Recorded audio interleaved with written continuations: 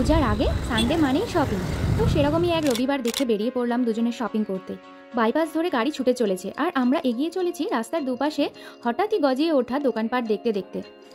আর এই দেখো, চিনতে পারছো তো তোমরা জায়গাটা? হ্যাঁ, ঠিকই ধরেছো, সেই অতি বিখ্যাত দেশি মাটনের দোকান।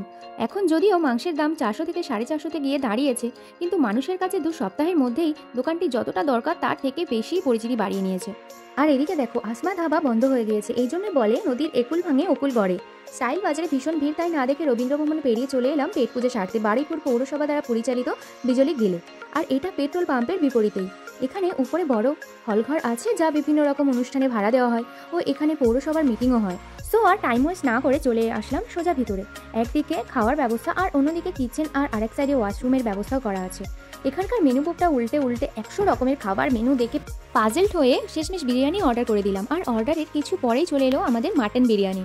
বিরিয়ানিতে ছিল একটা বড় একটা নালি পিস।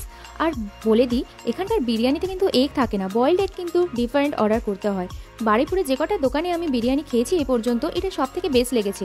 আর এটা কোনো পেইড প্রমোশন নয়, এটা তার প্রমাণ হওয়া। শেষ করে বিল পে করে চলে এলাম সবজি বাজারে বাজার করতে।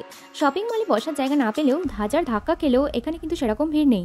একটা জেঠুর দোকানে বসেও গেলাম চা খেতে। এই জেঠুটা বেশ ভালোই চা বানায়, তবে চায়ের লিকারের গন্ধ তো কিছুই পাওয়া গেল না। উল্টে যেটা পেলাম, গরম জলে গন্ধরাজ লেবুর সাথে স্যাকারিন গোলা। আর লিকার বলাই বাহুল্য, সেটার দেখা তো পেয়েও পেলাম না।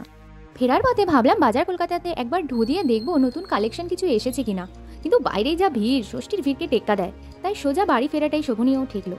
আর চলে আসলাম বাড়ি। এখন তোমরা বলো, পূজার শপিং কমপ্লিট হলো, নাকি আমার মতো রথ দেখা কলা বেচা করবে পূজাতে বেরিয়েও নেক্সট ডের জন্য শপিং করবে? কমেন্টে এটা জানাতে ভুলো না।